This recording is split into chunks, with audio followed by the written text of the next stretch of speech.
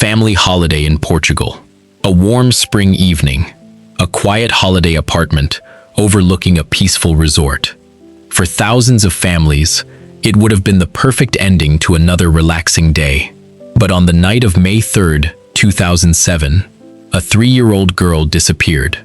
Within hours, police officers were searching the resort. By the next morning, her photograph was appearing on television screens across Europe. Days later, the story had become international news. More than 17 years have passed. Countless searches have been carried out. Thousands of tips have been investigated. Multiple countries have taken part in the investigation, yet one question still remains unanswered. We have to go back to where it all began, not with the investigation, not with the headlines, but with a family holiday that was supposed to create happy memories. In late April 2007, Kate and Gerry McCann traveled from the United Kingdom to the seaside town of Praia da Luz in Portugal. They were accompanied by their 3 children, 3-year-old Madeleine and her younger twin siblings. The family was on holiday with a group of friends, staying at the Ocean Club Resort. During the day, the adults enjoyed tennis, meals together, and time by the pool. The children attended the resort's children's activities and spent time with their families. By all accounts, it was an ordinary holiday. Nothing in those first days suggested the family was about to become the focus of one of the largest missing person investigations ever conducted. Madeleine Beth McCann was 3 years old. She was described by family and friends as a cheerful, curious little girl who loved stories, playing with her younger siblings, and spending time with her parents. Like many children her age, she was excited by simple things. Trips to the beach, swimming, playing with friends. To those who knew her, she wasn't a headline, she wasn't a mystery. She was simply a little girl enjoying a holiday with her family. That is one reason this case resonated with millions of people around the world. Many parents saw something deeply familiar in those ordinary family moments. As the holiday continued, the family settled into a routine.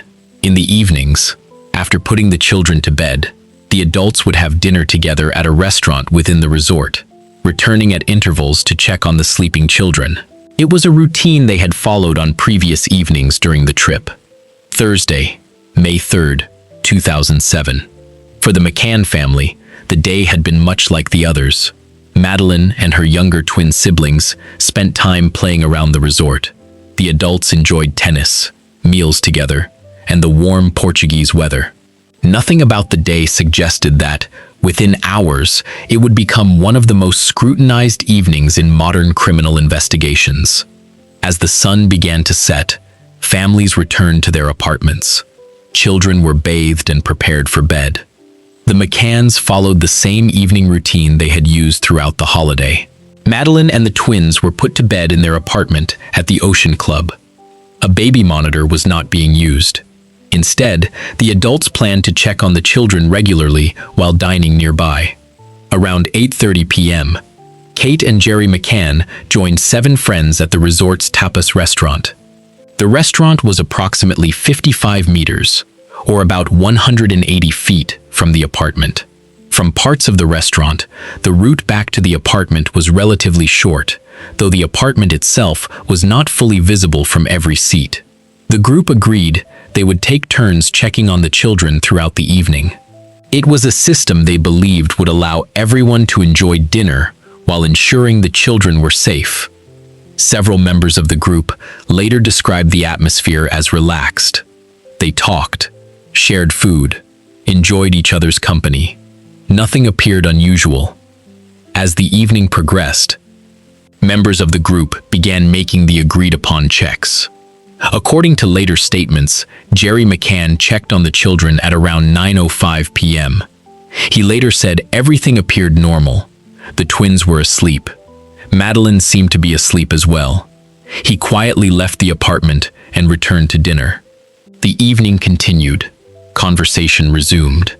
No one yet realized they were approaching a moment that would change everything. Around 9:15 p.m., one of the friends dining with the McCanns left to check on his own children. On the way, he encountered Jerry McCann, and the two men stopped to talk for a short time. Years later, investigators would examine this conversation closely, trying to establish exactly who was where during those critical minutes. Like many parts of the timeline, it would become an important point in the investigation, not because it explained what happened, but because investigators wanted to account for every minute of that evening. At approximately 10 p.m., Kate McCann left the restaurant to check on the children. As she approached the apartment, nothing immediately appeared unusual. She unlocked the door and stepped inside. The twins were asleep. The room was quiet. Then, she noticed something. The bedroom door was more open than she expected. A window was open. The shutter was raised. She looked toward Madeleine's bed. It was empty. At first, she searched the apartment, calling Madeleine's name, looking in every room, hoping there was a simple explanation. There wasn't. Madeleine was gone. I guess I was looking at Madeleine's bed and I couldn't make her out. And then I realised actually she's not in that bed. And I thought, oh, I wonder if she's woken up, gone through to our bed. She wasn't in our bed. And that was the first time where I guess, a panic kicked. Kate ran back toward the restaurant.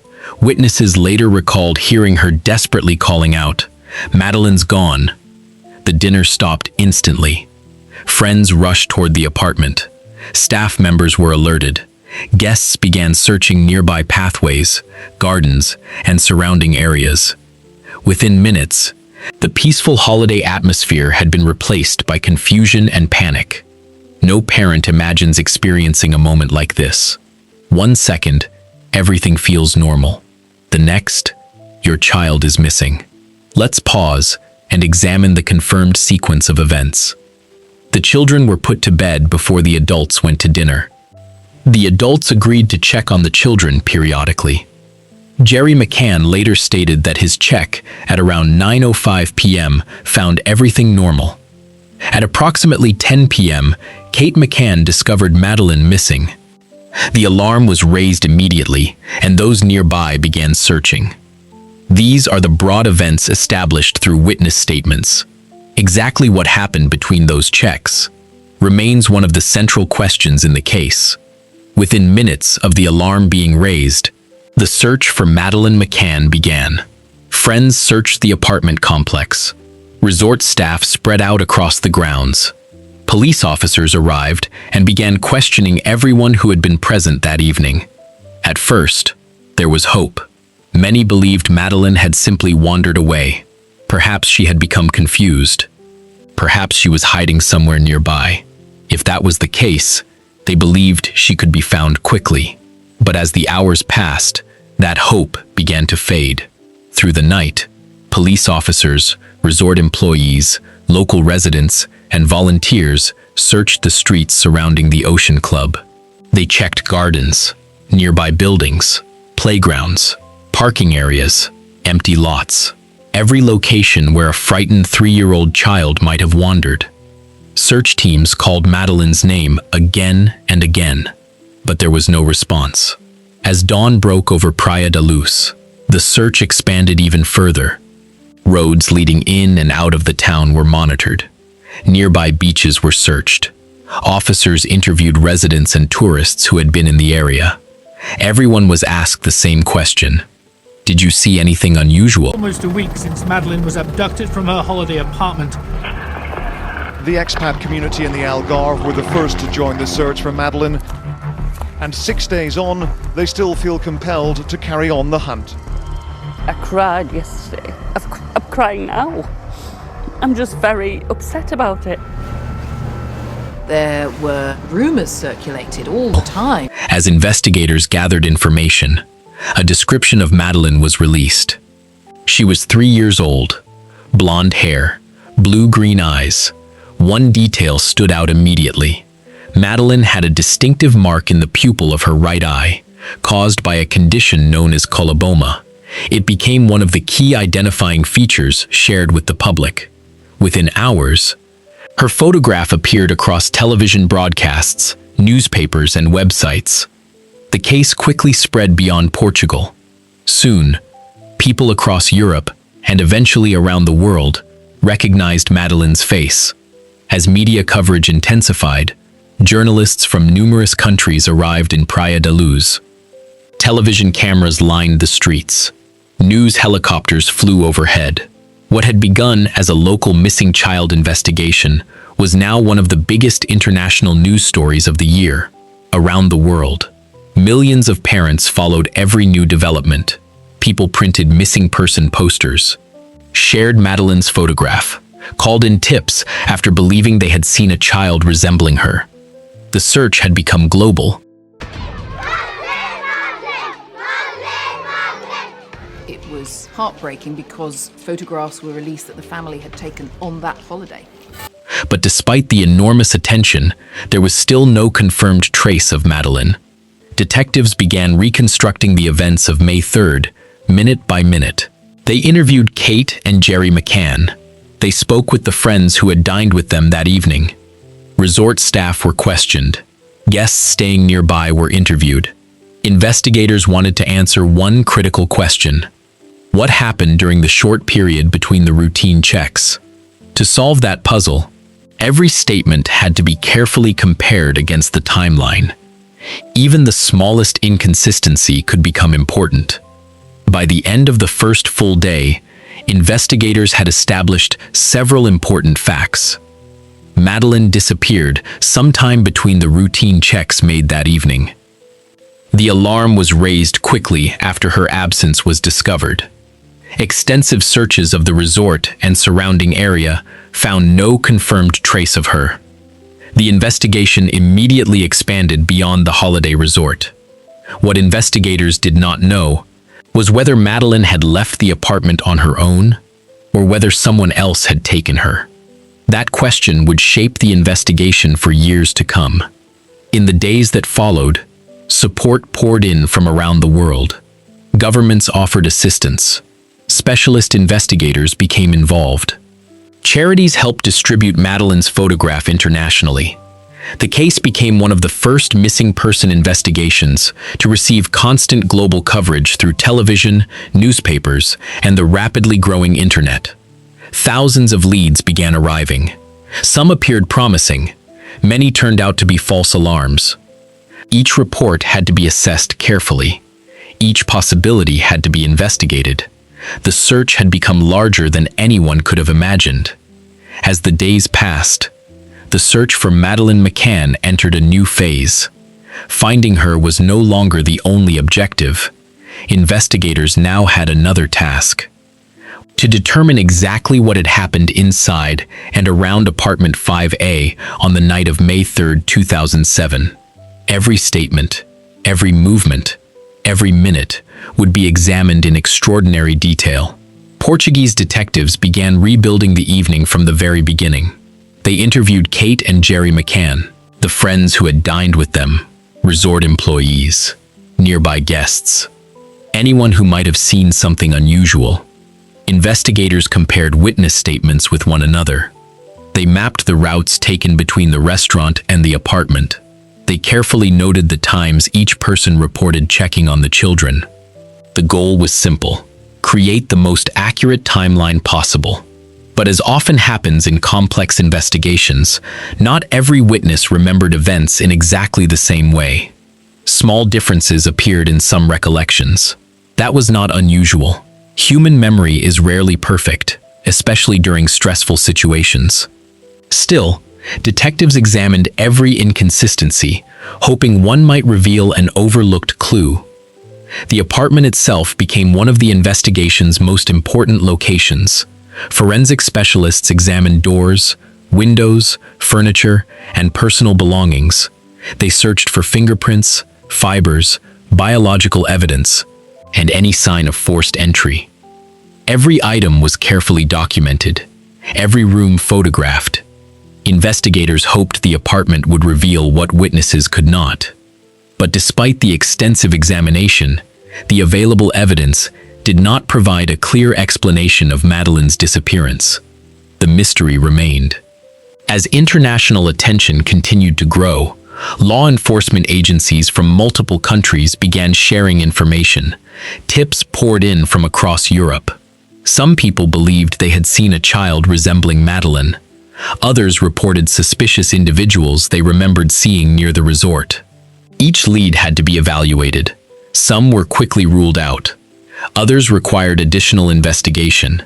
Thousands of hours were spent following information from members of the public. Most of those leads ultimately led nowhere, but investigators could not afford to ignore any credible possibility. With each passing day, the investigation became one of the most heavily reported missing child cases in modern history. Television crews remained outside the resort. Newspapers published daily updates. Experts offered competing opinions. Speculation spread rapidly. For investigators, this created a difficult balance. Public attention generated valuable tips, but it also encouraged rumors that could distract from verified evidence. Separating fact from speculation became just as important as collecting new information. But one critical question still had no answer. How had Madeleine disappeared without leaving investigators with a clear explanation? That unanswered question would continue to shape every stage of the investigation. As months passed, different investigative theories began to emerge. Some focused on the possibility of an abduction. Others considered alternative explanations. Detectives explored multiple scenarios while continuing to search for new evidence. Around the world, public opinion became increasingly divided. People debated the evidence. Journalists analyzed every development, but investigators faced a different challenge. Opinions were not enough. Only evidence could solve the case. Years passed. The headlines became less frequent. Television crews left Praia da Luz. The holiday apartments welcomed new visitors. But for one family, the search never ended. Kate and Jerry McCann continued appealing to the public for information. Please, if you have Madeleine, let her come home to her mummy, daddy, brother and sister. Each anniversary served as another reminder that Madeleine had still not been found. While much of the world moved on, the investigation continued behind the scenes. Over the years, authorities in Portugal, the United Kingdom, and Germany continued to examine new information. Investigators reviewed old evidence, followed up on fresh tips, and revisited leads that had once seemed insignificant. Advances in forensic science and technology offered new opportunities to re-examine parts of the case. Even after many years, police continued to stress that the investigation remained active, because as long as a case remains unsolved, there is always the possibility that new evidence could emerge. More than a decade after Madeleine disappeared, the case returned to international headlines. Investigators announced that they had identified a man who had become the focus of their inquiries. German authorities publicly stated that they believed Madeleine was dead and identified Christian Bruckner as a key suspect in their investigation. 2020, he is their primary suspect. Why did it take anybody this long to develop a suspect that has a history and convictions of child sexual abuse that lived very close to the Ocean Club where the McCanns were staying? However, they also acknowledged that many details of the investigation could not be disclosed publicly while inquiries continued. It is important to understand what this means. A suspect being identified does not by itself establish guilt. In criminal investigations, authorities continue gathering evidence until they believe they can meet the legal standard required in court. As of today, no one has been convicted of Madeleine McCann's disappearance. The investigation remains ongoing. Let's separate the confirmed facts from the speculation. Madeleine McCann disappeared from her family's holiday apartment on the night of May 3, 2007. An extensive international investigation followed. Authorities in multiple countries have continued working on the case. German investigators later identified Christian Bruckner as a suspect and publicly stated that they believe Madeleine is dead. As of today, no one has been convicted in connection with Madeleine's disappearance. Everything beyond these confirmed facts remains subject to ongoing investigation or public speculation. We know now that at about the same time, at about 10 o'clock, some 7 or 8 people spotted a man carrying a little girl wearing pajamas that resembled those that Madeleine was wearing, who was sleeping on his shoulder. Was that Madeleine? Was that the abductor? It has been a matter of intense scrutiny by the police for this last 18-year period. The size and the button at the back, which Madeleine's doesn't have, these are actually the pajamas that Madeleine was wearing when she was taken. For Kate and Jerry McCann, the years have brought birthdays without their daughter, family milestones marked by uncertainty, and a hope that has never completely disappeared. They have repeatedly thanked investigators and members of the public who continue to support the search. Their message has remained remarkably consistent. They want answers, they want the truth, and above all, they want Madeleine to be remembered as more than a headline. She was a little girl, a daughter, a sister, a child whose disappearance changed countless lives. The disappearance of Madeleine McCann became more than a criminal investigation. It changed the way many families thought about child safety while traveling. It influenced missing child awareness campaigns around the world. It demonstrated how modern media could help spread information quickly, but also how rumors and speculation can spread just as fast. More than 17 years later, people continue discussing the case for one simple reason. McCann is vowing to never stop searching for her. The 3-year-old British girl went missing during a family vacation there in 2007, but the investigation into her disappearance was closed a year later. Last year, German and Portuguese police launched a new joint search operation for McCann, and now her parents are marking the 19th anniversary of her disappearance with a message on Facebook saying they're grateful for all the support and continued determination and effort. The most important question remains unanswered. What really happened to Madeleine McCann? Some mysteries are remembered because they were solved. Others are remembered because they weren't. Madeleine McCann's disappearance remains one of the most recognized unsolved missing child cases in modern history. Whether the full truth will ever be known, no one can say.